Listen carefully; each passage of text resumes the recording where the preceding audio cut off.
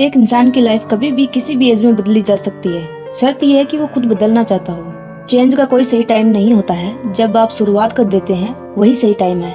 अब तक हो सकता है बहुत सारे कारण रहे हों, बहुत सारी परेशानियां आ गई थी जिसकी वजह से आप अपने गोल्स पूरे नहीं कर पाए। इट्स कम्प्लीटली ओके, वो अब पास्ट की बात हो गई है। ध्यान हमेशा इस चीज पे रखना चाहिए कि आगे क्या कर सकते हैं। हम एक रियलिस्टिक प्लान बनाने वाले हैं जिसको फॉलो करते हुए आप अपनी बिखरी हुई, अनसक्सेसफुल, डिस्ट्रैक्टेड लाइफ पे बहुत जल्दी कंट्रोल ले सकते हैं। 30 दिन के लिए इस प्लान को फॉलो करके देखें, डिफरेंस खुद नजर आने लगेगा। बाद में 2 महीने, 3 महीने, जितने दिन आप चाहे कंटिन्यू कर सकते हैं। लेकिन एक नियम हमेशा याद रखें, बड़ी से बड़ी सक्सेस के राज भी जो डेली के 24 घंटे होते हैं उसमें ही छुपा होता है। इन 24 घंटों में एक सक्सेसफुल आदमी ने क्या क्या करा और एक अनसक्सेसफुल आदमी ने क्या किया, उसी का नतीजा उन दोनों को मिलता है। इसलिए हम अपने दिन को भी एक खास स्ट्रेटेजी से प्लान करेंगे। पहला स्टेप ये है, अपनी लाइफ के बारे में आप सीरियस हो जाओ। कब तक दूसरों की ही सक्सेस स्टोरी सुनते रहेंगे, उन्होंने ये अचीव कर लिया, उन्होंने वो जॉब क्रैक कर ली। कब तक साइड कैरेक्टर बनकर दूसरों को मेन कैरेक्टर प्ले करते देखेंगे। अब आप अपनी लाइफ में मेन कैरेक्टर प्ले करने का सीरियसली डिसाइड कर लें। सबके ड्रीम अलग होते हैं, आप चाहे जो भी बनना चाहते हो, एक बार उस मेन कैरेक्टर के बारे में सोचिए जो आप प्ले करना चाहते हैं, आप बनना चाहते हैं। टीचर, डॉक्टर, कोई ऑफिसर, बिजनेसमैन या बिजनेस वुमन, कुछ भी। अब उस मेन कैरेक्टर और अपनी आज की लाइफस्टाइल में एक छोटा सा कंपैरिजन करके डिफरेंस देखें। क्या एक ऑफिसर लेवल का व्यक्ति ऐसे ही घंटों तक अपने फोन पे टाइम वेस्ट कर सकता है? The answer is no. तो आप क्यों कर रहे हैं? क्या एक डॉक्टर के पास में इतना टाइम होता है कि वो हर टाइम नेगेटिव विचारों में खोया रहे? The answer is no. तो आप क्यों खोए रहते हैं? और क्या एक बिजनेसमैन के पास में इतना फ्री टाइम और एनर्जी होती है कि वो हर टाइम दूसरों के बारे में सोचता रहे, दूसरों से अपनी लाइफ को कंपेयर करता रहे? Again the answer is no. ये कंपैरिजन क्यों जरूरी है? क्योंकि हमारी जो डेली लाइफ होती है वो जो हम बनना चाहते हैं उनकी डेली लाइफ से लगभग मैच करनी चाहिए, वरना हम वो मेन कैरेक्टर कभी नहीं बन पाते हैं। विराट कोहली ने अपना एक एग्जाम्पल काफी टाइम पहले शेयर किया था, जब वो इंडियन क्रिकेट टीम के कैप्टन बनना चाहते थे लेकिन बने नहीं थे। हम भी अक्सर ऐसे स्टेज में अटके रहते हैं कि हम कुछ बनना चाहते हैं लेकिन अभी तक बने नहीं हैं। तब विराट कोहली ने सेम कॉन्सेप्ट अप्लाई करा था। उन्होंने खुद से पूछा था कि क्या इंडियन क्रिकेट टीम के कैप्टन का डेली रूटीन ऐसा होगा जैसा उस टाइम विराट कोहली का था। उन्होंने कंपैरिजन करा कि क्या जो बंदा कैप्टन होगा वो ऐसे ही ऑयली फूड, अनहेल्दी फूड खा लेगा, ना ही रेगुलर जिम जाना, ना ही कंसिस्टेंट प्रैक्टिस करना। उस कंपैरिजन के बाद में विराट ने सीरियसली चेंज करने का डिसाइड करा। इसलिए सबसे पहले हमको सीरियस होना पड़ता है, खुले दिमाग से अपनी रियलिटी देखनी पड़ती है, और तब हमें पता लगता है कि हम कितने पानी में हैं और कितने सुधार की जरूरत है। स्टेप नंबर 2 है completely change your daily routine. कल तक आपका जो भी रूटीन रहा होगा वो अब नहीं चलेगा। आज से अगले 30 दिन तक आप एक नया रूटीन फॉलो करेंगे, जिसमें सबसे पहले आता है घर में जो भी आपका स्पेस है या जो आपका रूम है, अब से वो गंदा नहीं रहना चाहिए, वो अब क्लीन रहेगा। क्लीन मतलब एकदम क्लीन, 100% क्लीन। आपकी डेस्क एकदम साफ रहनी चाहिए। साइंटिफिकली प्रूवन है, क्लीन डेस्क प्रोडक्टिविटी बढ़ाती है, क्लीन रूम फोकस बढ़ाता है। जो लोग लाइफ में अच्छे लेवल पे हैं उनके रूम और डेस्क आपको बिखरे हुए नहीं मिलेंगे। रूम की डीप क्लीनिंग के बाद में अब आपके माइंड की बारी है। कमरे में फैला हुआ कचरा नजर तो आ जाता है, दिमाग में जो कचरा भरा रहता है वो नजर भी नहीं आता। और कचरा चाहे किसी भी तरीके का हो, अच्छा नहीं होता।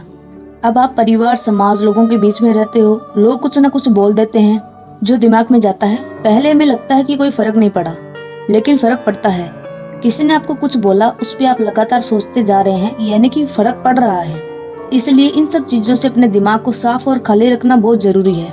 आज से कोई भी व्यक्ति या व्यक्ति की बात आपको हर्ट करती है तो आप उसके बारे में उसी दिन टाइम निकालकर डिटेल में आप पेपर पे लिख देंगे कि क्यों हर्ट हुआ। नहीं लिखेंगे तो अगले 5 दिन तक डिस्टर्ब रहेंगे, और इतना टाइम हमारे पास नहीं है वेस्ट करने के लिए। इसके बाद एक चीज और है जो आपके माइंड को क्लीन करेगी, वो है मेडिटेशन। जर्नलिंग और मेडिटेशन दोनों ही चीजें बराबर इम्पोर्टेंट है, क्योंकि आपका दिमाग स्पीड से काम करे उसके लिए माइंड का हल्का रहना बहुत जरूरी है। दैट्स वाई दोनों इक्वली इम्पोर्टेंट है। रूम और माइंड की क्लीनिंग के बाद रूटीन में तीसरी चीज आप ऐड करेंगे। आज से आप नेक्स्ट डे प्लान करे बिना कभी नहीं सोएंगे। इतने दिन सो जाते थे लेकिन अब नहीं, क्योंकि अब आप सीरियसली कुछ चेंज करना चाहते हैं। सिमिलरली एक काम और होता है जो सोने से पहले ही आपको करना होगा। चेक करें कि जो टास्क आपने दिन के लिए प्लान करे थे वो पूरे करे या नहीं। अगर नहीं करे तो क्यों नहीं करे।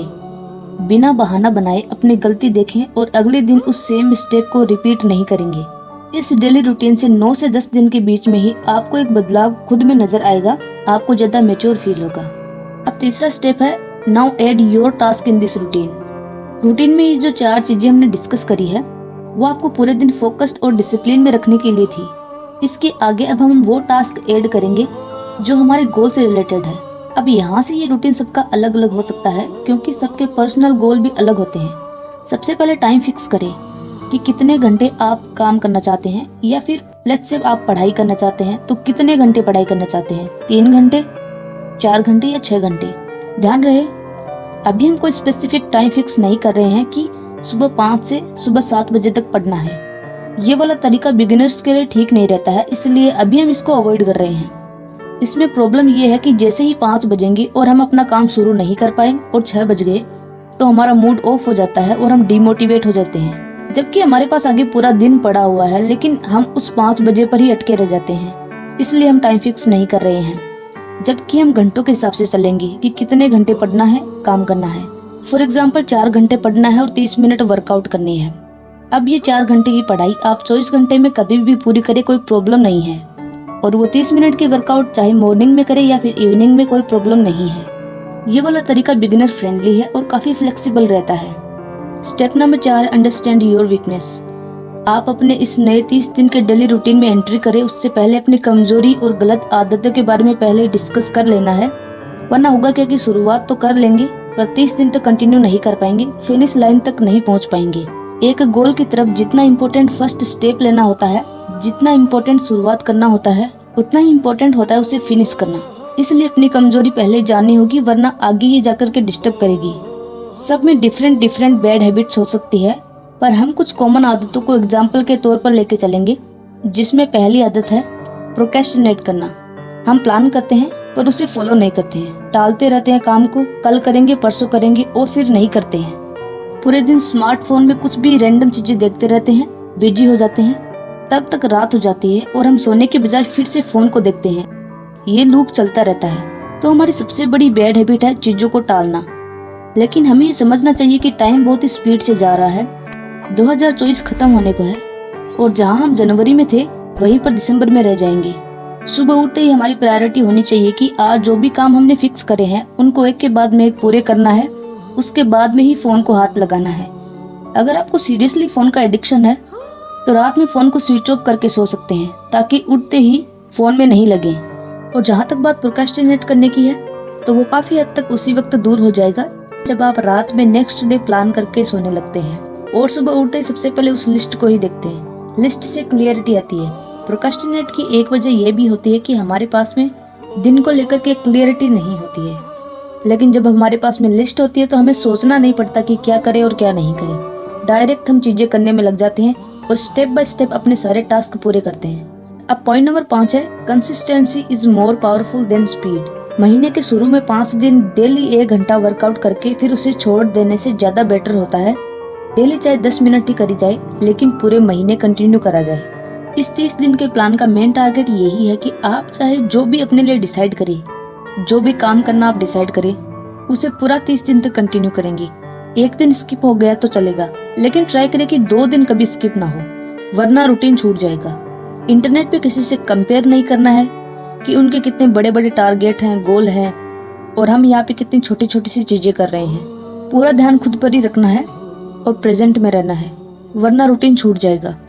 आफ्टर 30 डेज आप खुद में नोटिस करेंगे कि आपका माइंड ज्यादा रिलैक्स हो रहा है, आप काम से काम रखना सीख गए हैं, आप ज्यादा खुश रहते हैं। अब सभी चीजों को अगर हम समराइज करें तो सबसे पहले आपको सीरियसली डिसाइड करना होता है कि अब आप एक चेंज चाहते हैं और आप बनना क्या चाहते हैं। उसके बाद में अपने 24 घंटों को प्लान करना होता है।